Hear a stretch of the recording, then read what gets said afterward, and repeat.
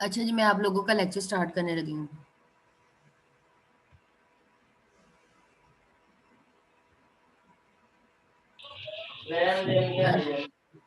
आवाज नहीं, please kindly.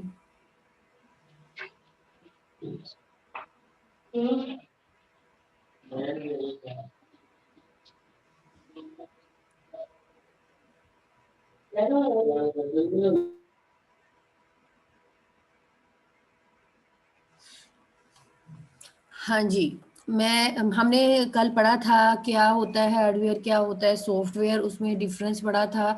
And और आज हमने जो है इंफॉर्मेशन के बारे में पढ़ा था। ठीक है, इंफॉर्मेशन क्या होती है, डाटा क्या होता है। अच्छा, ये देखिए व्हाट इज प्रोसेसिंग। ठीक है, व्हाट इज प्रोसेसिंग। प्रोसेसिंग क्या चीज़ होती है, जो आपके पास डाटा होता है। देखिए मैंने आपको बताया था तीन चीज़ होती है, इनपुट होता है, प्रोसेसिंग होती है और आउटपुट होता है। ठीक है, अब ये क्या होगा,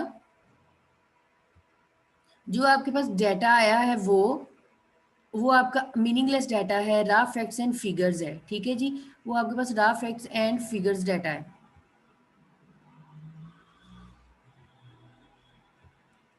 और उसको हम क्या करते हैं, इनपुट देते हैं एज मतलब एंटर करते हैं विद द इनपुट डिवाइसेस। ठीक है, इनपुट डाटा किसके अंदर करना है, अपने सिस्टम के अंदर। प्रोसेसिंग मीन आपका यहाँ पे कंप्यूटर का रोल है। ठीक है, कंप्यूटर काम कर रहा है, यहाँ पे आपका कंप्यूटर का काम है, क्योंकि प्रोसेसिंग कहाँ पे होती है, कंप्यूटर के अंदर होती है। प्रोसेसिंग अगर सिंपल वर्ड में भी हम कहें, जैसे मैंने आपको कल आप लोगों के फॉर्म की एग्जांपल दी थी, तो प्रोसेसिंग करने वाला आपका कॉलेज है। ठीक है, जैसे कि उन्होंने आपके डिपार्टमेंट को अलग-अलग कर दिया कि ये स्टूडेंट है, ये स्टूडेंट है, मतलब कि आपके फॉर्म की डिस्ट्रीब्यूशन कर दी उन्होंने।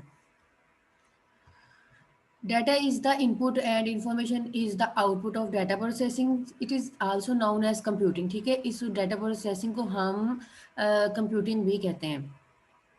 Data processing consists of different steps that are performed in a sequence। ठीक है, और हम इसको एज अ सीक्वेंस की फॉर्म में भी कर सकते हैं, ये हमारे ऊपर डिपेंड करता है। The basic steps of data processing are as follows: input, processing and output। data enter हुआ, processing हुई, then आपको क्या मिल गई, information मिल गई। ये देखें, आपको यहाँ पे बड़ी अच्छी से समझ आ जाएगी ये क्या हो रहा है। The addition process can be performed on the marks obtained by a student in different subjects. देखिए भाई, स्टूडेंट्स का डाटा है, इंग्लिश में 80 नंबर है, मैथ में 95 नंबर है, कंप्यूटर में 76 नंबर है। हमें क्या पता टोटल मार्क्स कितने हैं, ये आपका एक रा डाटा है। हमें नहीं पता इसका ग्रेड कितना है, हमें नहीं पता इसको कितने टोटल मार्क्स दिए जाएंगे। ठीक है, ये हो रही है इसके ऊपर प्रोसेसिंग। 80 प्लस 90, 95 प्लस 76, मतलब कि अब एक्चुअली ये कौन कर रहा है, ये आपका कंप्यूटर परफॉर्म कर रहा है या फिर आपका कॉलेज जो है वो परफॉर्म कर रहा है। अगर कंप्यूटर की टर्म में बात करें तो ये आपका सिस्टम यूनिट होता है, सीपीयू। उस सिस्टम यूनिट के अंदर जो एक प्रोसेसर चिप होती है, सीपीयू होता है। ठीक है, वो परफॉर्म कर रहा है इसको। उसके बाद आपकी जो आई ही है वो उसे हम कहते हैं कि वैलिड इंफॉर्मेशन है। ठीक है, अब इनको जमा किया गया है तो आपके पास टोटल मार्क्स जो आए हैं वो है आपकी इंफॉर्मेशन। हाँ जी, वो जो कल बच्चे पूछ रहे थे कि कंप्यूटर की डेफिनेशन कौन सी करनी है, सो वो आपका इंट्रो था। ठीक है, ये एक्चुअली आपकी कंप्यूटर की डेफिनेशन है, यहाँ से करें आप लोग। हाँ जी, what is computer, discuss primary components of a computer system. क्या होता है आपका computer. Computer is a machine that can be performed to accept data, process data into useful information and store it for later use। अच्छा, data process हुआ, processing हुई उसके ऊपर और आपको इंफॉर्मेशन मिल गई वैलिड। अब लेटर यूज क्या है, store it to later use. इसका मतलब ये है कि आपने अपनी स्टोरेज डिवाइसेस जो हार्ड डिस्क है वहाँ पे भी स्टोर कर सकते हैं एक्स्ट्रा डिवाइसेस, जैसे कि यूएसबीज हैं, सीडीज हैं, डीवीडीज हैं, यहाँ पे भी तो स्टोर कर सकते हैं ना हम, कोई भी डाटा है हमारा। Computer consist of hardware and software, ये भी आप लोगों को बताया था। The machine is known as hardware, the program also called software, the processing of input to output is directed by the software but perform by the hardware. ऐसा ही होता है ना। आप देखें विंडो, आप देखें आप जहाँ पे ये डिस्प्ले हो रही है स्क्रीन, ये आप देख रहे हैं, दिस इज अ सॉफ्टवेयर, और जिसके ऊपर इम्प्लीमेंट हुई हुई है, जैसे कि ये लैपटॉप है मेरा, तो लैपटॉप कैसे, लैपटॉप एक हार्डवेयर, लेकिन इसके अंदर मैंने विंडो इंस्टॉल किया, दिस इज द सॉफ्टवेयर, मैंने उसके ऊपर जूम इंस्टॉल किया, this is the application software. ठीक है, तो इसी तरह ये डिफरेंट सॉफ्टवेयर्स की टाइप्स आती हैं। सबसे पहले जी हम डिफरेंट इसके फंक्शंस होते हैं, जैसे कि इनपुट हो गया, प्रोसेसिंग हो गई, आउटपुट हो गया एंड स्टोरेज हो गई। चार चीज़ें, input, processing, output and storage, ये इसके कंपोनेंट्स हैं, वो अब हमने इसको रीड आउट करना है।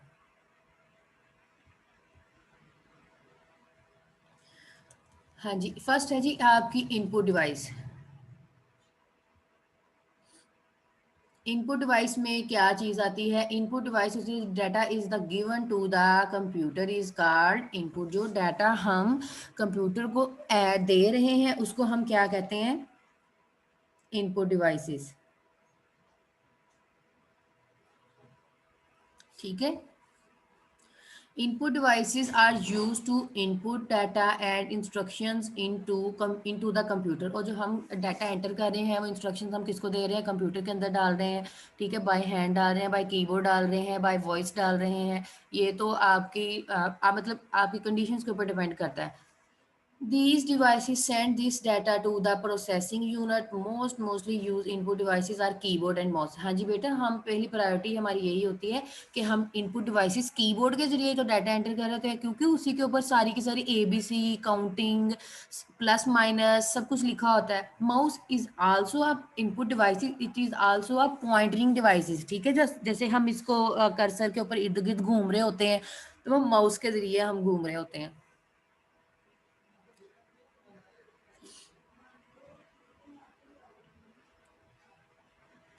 ये देखिए basic classic of information technology है, ये आपको ज़्यादा क्लियर इसको सेंट्रलाइज कर देगा।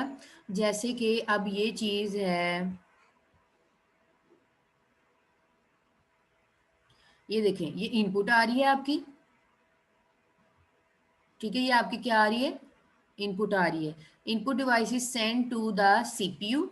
इनपुट डिवाइसेस ने क्या किया, सेंड किसको कर दिया, सीपीयू को। और सीपीयू मैंने आपको बताया है ये आपका कंप्यूटर का क्या है,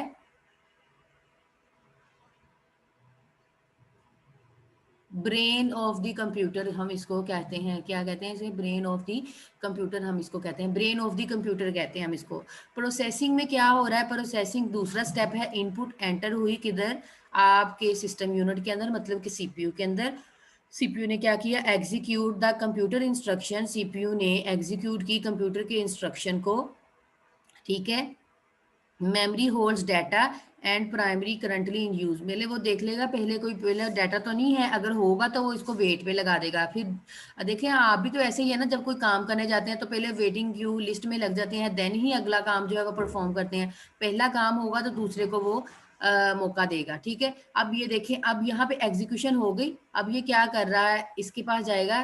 ठीक है, सेकेंडरी स्टोरेज कौन सी है बेटा, ये आपकी सेकेंडरी स्टोरेज जो है वो, जैसे कि ये सीडीज हो गया, डीवीडीज हो गया, यूएसबीज हो गई। ठीक है, यूएसबीज हो गई, ये सारी की सारी क्या है, आपकी सेकेंडरी स्टोरेज है। आपकी हार्ड डिस्क हो गई। ठीक है, आपकी हार्ड डिस्क हो गई, आपकी हार्ड डिस्क हो गई, ये सारी की सारी आपकी सेकेंडरी स्टोरेज है। ये वाला काम आपका सीपीयू परफॉर्म कर रहा है, मतलब कि अभी ये रैम के अंदर है। ठीक है, रैम आपकी प्राइमरी मेमोरी है, ये आपकी प्राइमरी मेमोरी है, ये वाली प्राइमरी मेमोरी है, ये आपकी रैम है। लाइक सपोज करें जहाँ पे ये मेमोरी का कंसेप्ट आ जाता है सीपीयू के साथ काम करना, तो उसको हम रैम कहते हैं। ठीक है, आप इस सारी के अंदर सारा काम इसके अंदर परफॉर्म हो रहा होता है। सेकेंडरी स्टोरेज तो तब होता है जब हमने सारा काम जमा कर लिया है, प्रोसेसिंग कर ली है, देन उसके ऊपर हम उसको स्टोर करना चाह रहे हैं। ठीक है, स्टोर करने के लिए हम उसको सेकेंडरी मेमोरी के अंदर जमा कर देते हैं। आउटपुट डिवाइसेस की बात करते हैं। आउटपुट क्या है, जब आपने सारी सारी प्रोसेसिंग कर ली, जब आपको ज़रूरत है, आपको जब भी ज़रूरत होगी आप क्या करेंगे, सेकंड स्टोरेज में जाएंगे, मतलब अपने कंप्यूटर की CDE ड्राइव में जाएंगे, अपनी मोबाइल की स्टोरेज में जाएंगे, वहाँ पे आपको सारी की सारी चीज़ें लिस्टिंग में फॉर्म की मिल जाएंगी। तो आप क्या करेंगे, उसको जब भी चाहे व्यू कर सकते हैं। It's easy to after use, ठीक है। जो डाटा आपके पास स्टोर होता है वो आप जब चाहें यूज कर सकते हैं, until you have not to be deleted, ठीक है। जब तक आप उसको खुद भी डिलीट ना कर दे तब तक वो पड़ा रहेगा आपकी मेमोरी के अंदर। एनीवे ये तो था जनरलाइज कंप्यूटर एनवायरनमेंट, ठीक है। अब हम बात करते हैं प्रोसेसिंग डिवाइसेस की। अभी इनपुट डिवाइसेस पढ़ा है हमने, ठीक है। इनपुट डिवाइसेस, प्रोसेसिंग डिवाइसेस में क्या होता है? प्रोसेसिंग डिवाइसेस में अभी मैंने बार बार ये चीज़ बताई है। प्रोसेसिंग डिवाइसेस आपके कंप्यूटर के जो ब्रेन है, सीपीयू को हम कहते हैं, किसको कहते हैं? सीपीयू को, जिसको हम कहते हैं central processing unit.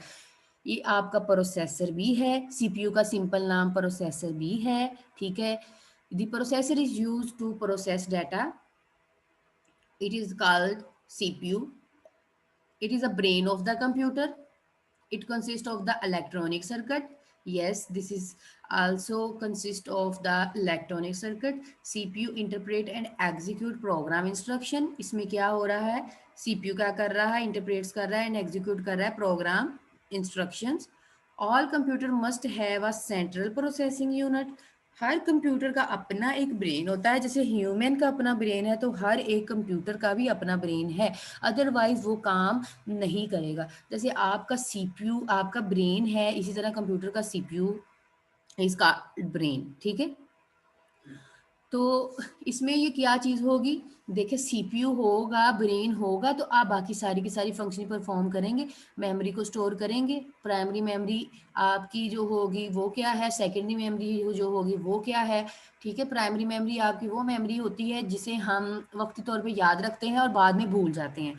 Secondary memory वो वाली होती है जो परमानेंट मेमोरी होती है, जैसे कि आपको मैंने एग्जांपल भी दी थी क्लास में। हमारी परमानेंट मेमोरी जो है, लाइक हमें बचपन से हमारा नेम याद है, हमें हमारे पेरेंट्स का पता है, मतलब कि जो चीज़ हमें अनलिमिटेड याद रहेगी सारी उम्र तक, वो चीज़ होती है आपकी सेकेंडरी मेमोरी। इसी तरह कंप्यूटर की प्राइमरी मेमोरी होती है जिसमें हम वक्ती तौर पर चीज़ें जो हैं डिस्प्ले हो रही होती हैं, ठीक है। जैसे कि हम रन टाइम पे काम कर रहे होते हैं उसके अंदर वो चीज़, और जो आपकी सेकेंडरी मेमोरी होती है वहाँ पे हम परमानेंट स्टोरेज करते हैं अनटिल जब तक हम you have not to be deleted it. And ये इसकी फर्दर हम मूव ऑन होते हैं। हाँ जी, ये देखें आपके यहाँ पे आउटपुट सम एग्जांपल्स हैं, किस चीज़ की हैं ये आपको बता रहे हैं कि ये जो आपका सिस्टम है, कंप्यूटर है, पूरा का पूरा सिस्टम है ये देखें, ये इनपुट है, यहाँ पे आपका पूरा का पूरा कंप्यूटर डिस्प्ले हो रहा है। जिस बच्चों ने कंप्यूटर नहीं देखा ना कभी, वो ये देख लें, ये इनपुट है, मतलब कि ये कीबोर्ड, माउस, ये इसकी इनपुट डिवाइसेस हैं, ठीक है। Printer is also called output devices. ये जो पार्ट है ना बेटा, ये वाला पार्ट, इसे हम सिस्टम यूनिट कहते हैं। ये वाला पार्ट आप लोगों ने देखा होगा, ये वर्टिकल फॉर्म में भी होता है और हॉरिजॉन्टल फॉर्म में भी होता है। ये आपका सिस्टम यूनिट है, इसके अंदर ही डिफरेंट प्रोसेसिंग परफॉर्म होती है, वो आपका होता है सीपीयू, ठीक है। ये देखें यहाँ पे सीडीज वगैरह डालते हैं, यहाँ पे हार्ड डिस्क होती है, ये हार्ड ड्राइव होती है, मतलब कि एक्स्ट्रा हम सीडीज डीवीडीज या फिर यूएसबीज वगैरह लगाते हैं। ये हमारी आउटपुट स्क्रीन है। आउटपुट जो जहाँ से भी आपको मतलब साउंड प्रोड्यूस सुन रहा है, स्क्रीन नज़र आ रही है, कुछ भी ऐसा है, वो आपकी आउटपुट डिवाइसेस हैं।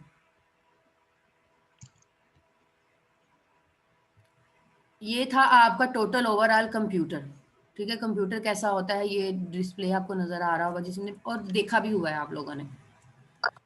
हाँ जी, आउटपुट डिवाइसेस कौन सी डिवाइसेस हैं? आउटपुट डिवाइसेस वो डिवाइसेस हैं जहाँ पे आपको डाटा प्रोसेस्ड होने के बाद विद यूजफुल इंफॉर्मेशन के साथ डाटा जो है वो डिस्प्ले होता है। This is called output devices. Output devices are used to display the result of processing. यहाँ पे क्या हो रहा है, आपका जो आउटपुट का रिजल्ट है वो डिस्प्ले हो रहा है।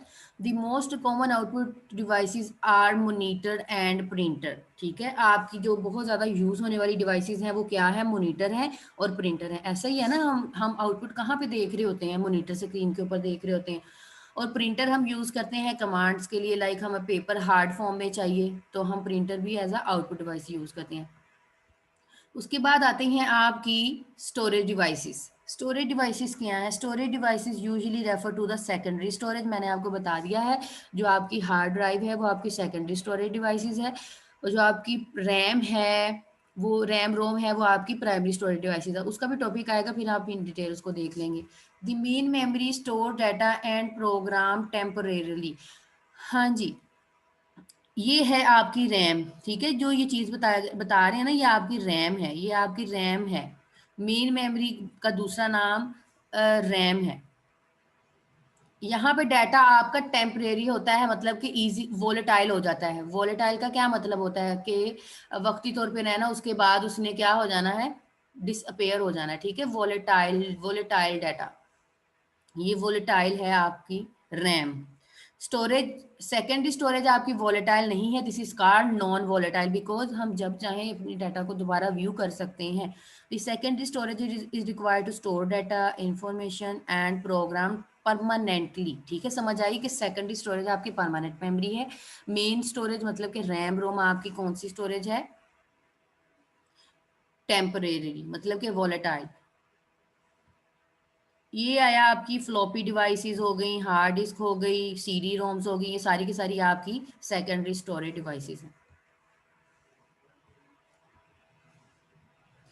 हाँ जी, मैंने ये भी चीज़ बताई थी, व्हाट इज इंफॉर्मेशन टेक्नोलॉजी। इसकी डेफिनेशन भी मैंने बताई हुई है, इंफॉर्मेशन टेक्नोलॉजी क्या होती है। IT stand for information technology. It is a technology that uses computing with high speed communication links to spread information from one place to another। हाँ जी, भी कंप्यूटिंग इसको कहते हैं कि with high speed communication perform कर रहा होता है from one place to another, ठीक है। ये इंटरकनेक्शन होता है किसके दरमियान में, कंप्यूटर्स के दरमियान में, जो कि लोगों को मतलब कि डिफरेंट पीपल्स हैं, सेंड और रिसीव करने के लिए क्या करते हैं, हम इंफॉर्मेशन शेयर करते हैं। देन आप जो है अपनी कम्युनिकेशन परफॉर्म करते हैं, कम्युनिकेशन लिंक जनरेट करते हैं, ठीक है। ये तो डिफरेंट डिपेंड करता है कि ओवरऑल दी वर्ल्ड टेक्नोलॉजी को हम ग्लोबल विलेज के नाम से जो है वो कॉल करते हैं। आपकी IT पूरी दुनिया में फैली हुई है, तो हम इसको as a global village call करते हैं,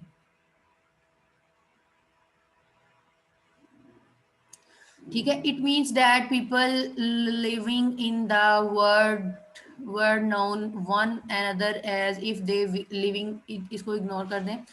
हाँ जी, इसके बाद हम चलते हैं ये चीज़ की तरफ। Information technology has enabled different types of institutions and organisation to be part of the digital convergence. Digital convergence means, digital convergence क्या होती है, the various industries have merge electronically to exchange information. हाँ जी बेटा, इसमें different computers आपस में एक दूसरे के साथ इंटर रिलेट होते हैं, और पूरी ओवरऑल दुनिया में मल्टी नेशनल कंपनी के साथ मिलकर काम कर रहे होते हैं, ठीक है।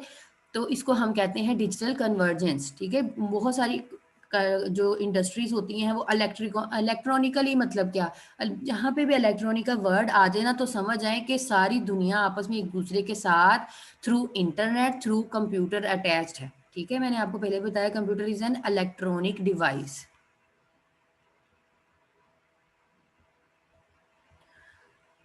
हाँ जी, ये है आपकी इंफॉर्मेशन टेक्नोलॉजी।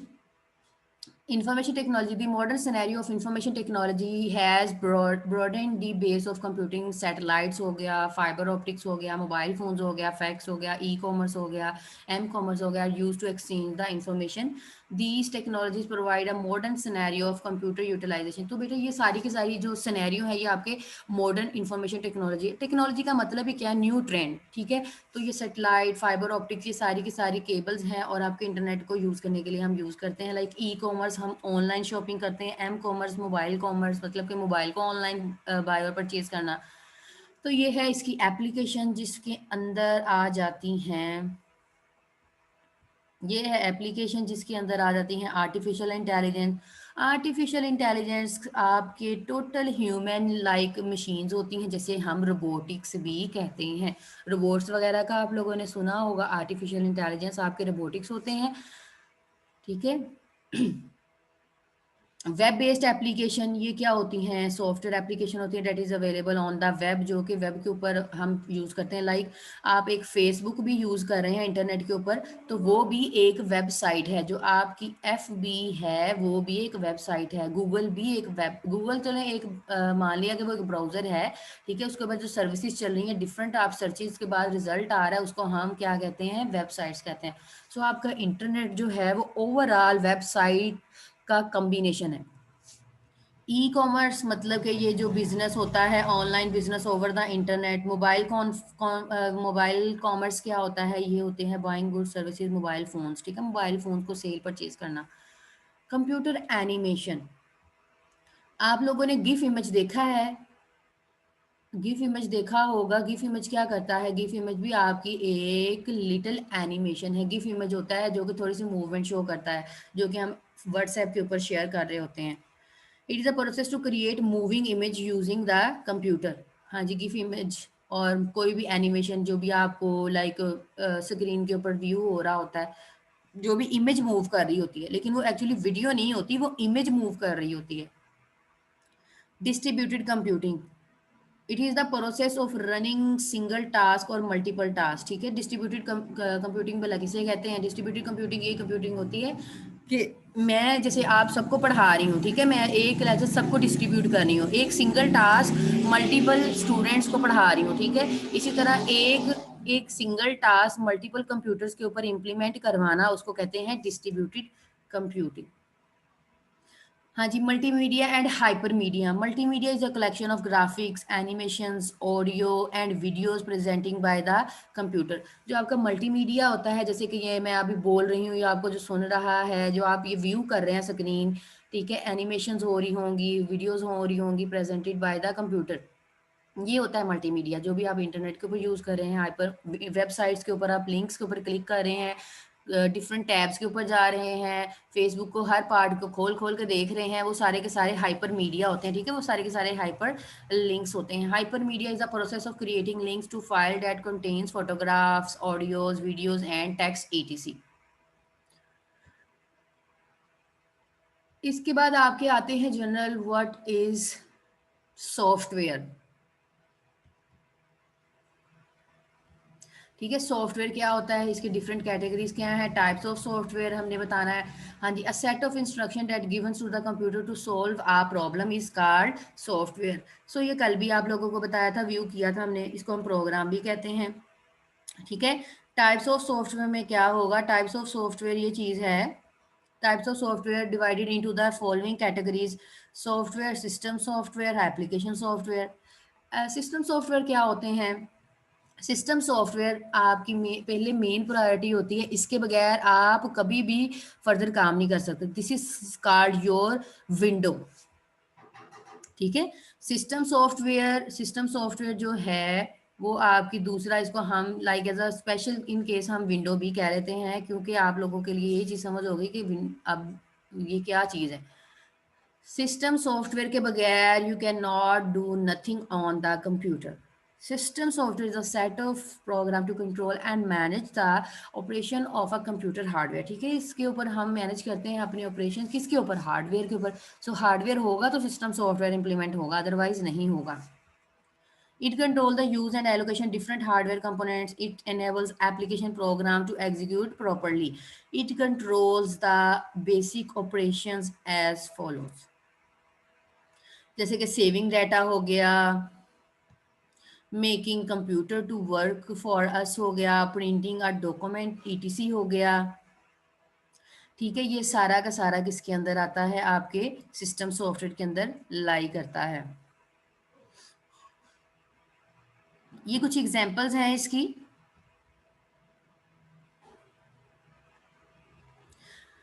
ये कुछ एग्जाम्पल हैं, जैसे कि सेविंग डाटा ऑन डिस्क हो गया, ये मैंने आपको बता दिया। एग्जाम्पल्स ऑफ सिस्टम सॉफ्टवेयर क्या है? ऑपरेटिंग सिस्टम हो गया, यूटिलिटी प्रोग्राम हो गया, डिवाइस ड्राइवर्स हो गया। हाँ जी, ऑपरेटिंग सिस्टम आपकी विंडो होती है। ऑपरेटिंग सिस्टम आपकी विंडो होती है। विंडो हो गया, यूनिक्स हो गया, मैंने अभी मतलब आप लोगों ने विंडो 7 करते हैं, विंडो एक्सपी होती है, विंडो 8, विंडो 10, ये सुना होगा आप लोगों ने। This is called operating system. Utility programme हो गया। यूटिलिटी प्रोग्राम जब तब तक नहीं होंगे जब तक आपका ऑपरेटिंग सिस्टम नहीं होगा। यूटिलिटी प्रोग्राम लाइक कैलकुलेटर हो गया, यूटिलिटी प्रोग्राम कैलकुलेटर हो गया, पेंट हो गया, ठीक है, आपकी रिकवरी हो गई, जो भी आपके कंप्यूटर के अंदर फर्दर सेटिंग होती हैं वो सारी की सारी चीज़ें इसके अंदर लाई करती हैं। हाँ जी, डिवाइस ड्राइवर्स हो गए। डिवाइस ड्राइवर्स वो चीज़ है जिसके बगैर आप कंप्यूटर को यूज़ सही तरीके से नहीं कर सकते। इसको जैसे ये हमें सरफ का काम करते हैं, ठीक है, अगर क्लीन मतलब कि अगर सरफ नहीं होगा तो कपड़े कैसे साफ होंगे, इसी तरह कंप्यूटर का विंडो तो इंस्टॉल हो जाती है लेकिन वो एक्चुअली गुड परफॉर्म नहीं कर रही होती, तो फिर हम क्या करते हैं उसमें डिवाइस ड्राइवर्स करते हैं ताकि वो ज़्यादा गुड लुकिंग आपको शो हो विंडो। एप्लीकेशन सॉफ्टवेयर कौन से सॉफ्टवेयर होते हैं? Application software is use to perform various applications on the computer. Application actually कहाँ पे होते हैं? एप्लीकेशन तब तक नहीं काम करेंगे जब तक आपकी सिस्टम सॉफ्टवेयर नहीं होगा, मतलब विंडो के ऊपर ही हम अपने एप्लीकेशन सॉफ्टवेयर इंस्टॉल करेंगे। ये क्या करते हैं, यूज़र कस्टमर को यूज़र को मतलब कहते हैं कि स्पेसिफिक टास्क। हाँ जी, इसकी सबसे इम्पोर्टेंट एग्जांपल यही है, बेसिक एग्जांपल यही होगी कि आप वर्ड को यूज़ कर रहे हैं, एक्सेल को यूज़ कर रहे हैं, पावर पॉइंट को यूज़ कर रहे हैं। होप सो आप लोगों को इन चीज़ों का पता होगा, ठीक है। तो बेटा वो सारी की सारी चीज़ें कहाँ पे परफॉर्म हो रही होती हैं? आप अपनी विंडो के ऊपर कर रहे होते हैं। मैं मतलब कि विंडो होगी तो एप्लीकेशन सॉफ्टवेयर इंस्टॉल कर सकेंगे, ठीक है। तो इसको हम एप्लीकेशन पैकेज भी कहते हैं। Categories of the application software, the main category of application software are as follows। सबसे पहले उसमें आते हैं आपके कस्टमाइज सॉफ्टवेयर, ठीक है, उसमें सबसे पहले आपके आते हैं कस्टमाइज सॉफ्टवेयर। हाँ जी, कस्टमाइज सॉफ्टवेयर क्या होता है? Customise software is a type of application software that is design for a particular customer और ऑर्गेनाइजेशन। ये चीज़ याद रखिएगा भाई, कस्टमाइज मतलब कि स्पेशल केसेस में मेरी अपनी कंपनी है, मैं अपनी कंपनी के लिए अपना सॉफ्टवेयर तैयार करूंगी और कोई और कंपनी उस सॉफ्टवेयर को यूज नहीं कर सकती। This is called customise software. ये देखिए, a software develop for a particular university is an example of customise software. आपके कॉलेज के लिए है तो वो मतलब वो स्पेशल पर्पज के लिए यूज हो रहे हैं, उसमें कुछ कुछ चीजें हैं, this is called customise software. हाँ जी, उसके बाद आता है package software. Package software is a type of application software that is developed for sale to the general public. आप लोग वर्ड यूज़ करते हैं, एक्सेल यूज़ करते हैं, आप लोग इस्लामियत के लिए भी कुछ ना कुछ मतलब कि इनपुट पेजेस यूज़ करते हैं, ठीक है। तो वो सारे के सारे आपके पैकेज सॉफ्टवेयर के अंदर लाई होते हैं। इसको हम क्या कहते हैं? ऑफ द शेल्फ सॉफ्टवेयर, ठीक है। ऑफ द शेल्फ सॉफ्टवेयर मतलब कि यूज़र के लिए बना दिया गया है, आप कोई भी उसको बंदा यूज़ कर सकता है, ठीक है। It is enable the people to perform daily activities. हाँ जी, जब आप इसको फर्स्ट टाइम इंस्टॉल कर लेते हैं, बार बार तो नहीं ना इंस्टॉल करना पड़ता, तो रोज़ाना काम करने के लिए आप रोज़ाना तो नहीं ना इंस्टॉल करते। अब एक बार आपके कंप्यूटर में MS ऑफिस आ गया है, आप जब चाहें वर्ड को ओपन कर दें और उसके ऊपर काम कर सकते हैं, ठीक है जी। और ये जो सॉफ्टवेयर होते हैं वो नॉर्मली डेवलप जो है वो प्रोग्रामर्स ने डेवलप किए होते हैं। ये इसकी एग्जांपल्स हैं, लाइक MS वर्ड हो गया, पावर पॉइंट हो गया, MS Word, Excel, Access, Corel Draw आप और एडोब फोटोशॉप। सुने होंगे, ग्राफिक्स सॉफ्टवेयर है, यहाँ पे हम डिजाइनिंग वगैरह करते हैं इसके अंदर। सो इन डिटेल जाने की ज़रूरत नहीं है इसमें। अच्छा जी, ये दोनों में डिफरेंस है आपके एप्लीकेशन सॉफ्टवेयर में और जो सिस्टम सॉफ्टवेयर है। हाँ जी, ये देखें, गौर से देखिएगा, दोनों में डिफरेंस क्या है।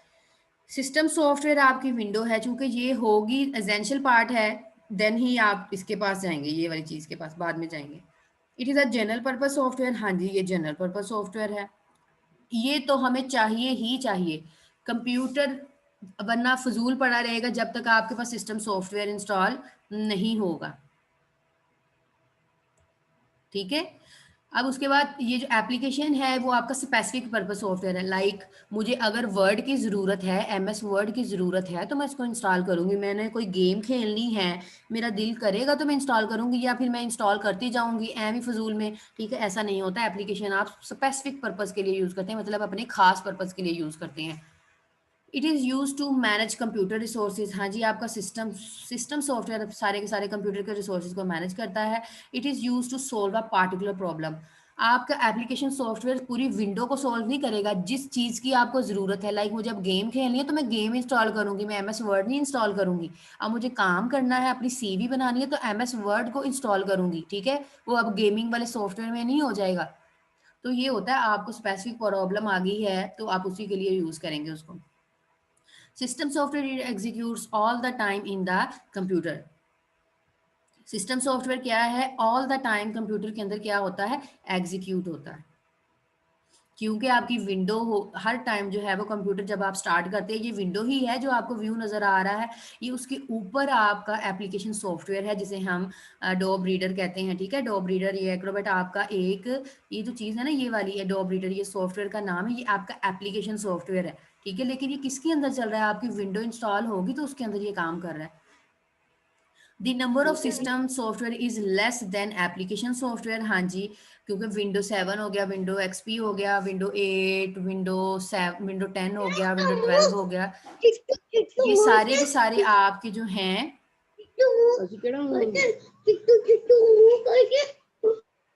ये सारे के सारे आपके विंडो हैं, ये लेस देन होते हैं किससे? एप्लीकेशन सॉफ्टवेयर बहुत ज़्यादा होते हैं। Like word, excel, power point, gaming के सॉफ्टवेयर, सॉन्ग सुनने के सॉफ्टवेयर, वीडियो देखने के सॉफ्टवेयर। ये भी ये देखें, आपने पीडीएफ का व्यू कर रहे हैं, एक्रोबैट सॉफ्टवेयर हो गया। तो ये बहुत सारे हैं, अनलिमिटेड हैं कि हम इसको काउंट नहीं कर सकते। लेकिन सिस्टम सॉफ्टवेयर आपको पता है विंडो के वर्जन होते हैं। System software is essential for a computer to work. System software essential part है, जब तक आपकी विंडो नहीं होगी आप एप्लीकेशन सॉफ्टवेयर परफॉर्म नहीं कर सकते। ठीक है, ये बाद की बातें हैं। आप पहले अपनी विंडो इंस्टॉल करेंगे किसके ऊपर? अपनी हार्डवेयर के ऊपर। एनीवे, बस यहीं तक ही हमने पढ़ना था। ये आपका आज का लेक्चर है।